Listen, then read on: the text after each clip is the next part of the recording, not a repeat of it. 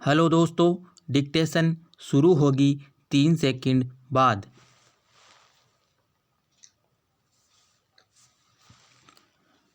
अधिष्ठाता महोदय, नेहरू एक बहुत बड़े समाजवादी थे, परंतु समाजवाद की किसी रूढ़ रूपरेखा को यथावत अंगीकार करने की बजाय उन्होंने इसे अपने सांचे में ढालकर ग्रहण किया था। बहुत पहले 1939 में उन्होंने कहा था, मैं स्वयं को समाजवादी मानता हूँ और इस तरह यह भी मानता हूँ कि बड़े बड़े उद्योग इस देश के लिए आवश्यक है, लेकिन हम केवल बड़े उद्योगों से ही इस देश की ग्रामीण जनता का विकास नहीं कर सकते। यह तो खादी और ग्रामोद्योगों द्वारा ही संभव है। हाँ, जो चीज़ें गांवों में नहीं बस सकती उनके लिए हमें बड़े कारखानों को काम में लेना चाहिए। एक अन्य अवसर पर उन्होंने स्पष्ट शब्दों में कहा था कि छोटे उद्योगों की कीमतें पर बड़े उद्योगों का विकास घातक होगा।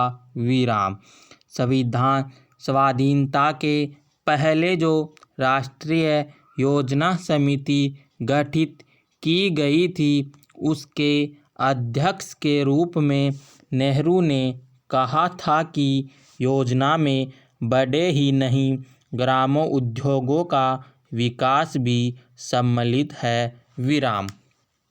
राष्ट्रीय योजना आयोग ने भी सितंबर 1985 में उपभोक्ता सामग्री और रोजगार के लिए ग्रामों उद्योगों के महत्व को स्वीकार कर लिया गया था। खादी और ग्रामोद्योगों के बिंदु पर पंडित जी गांधी जी से पूरी तरह सहमत थे और ग्रामोत्थान के लिए इन्हें अपरिहार्य मानते थे।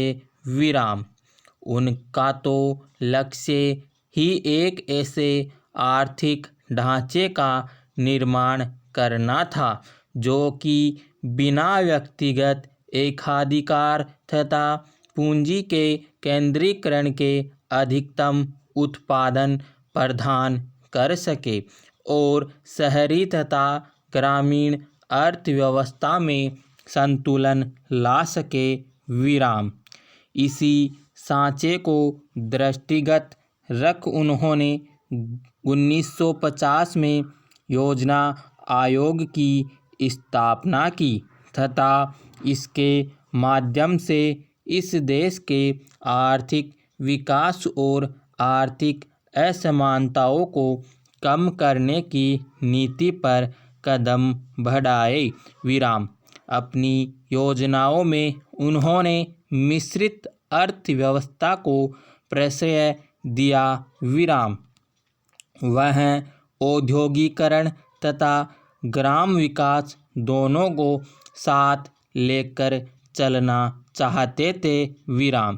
एक बार उन्होंने कहा था, हमें भारत को अणुयुग के अनुकूल बनाना है और ऐसा शीघ्र करना है। दूसरे देशों से शिक्षा ग्रहण करते हुए हमें यह भी स्मरण रखना चाहिए कि प्रत्येक देश अपने अतीत पर बना है। भारत को जिन तत्वों ने बनाया है उन सबको याद रखना होगा।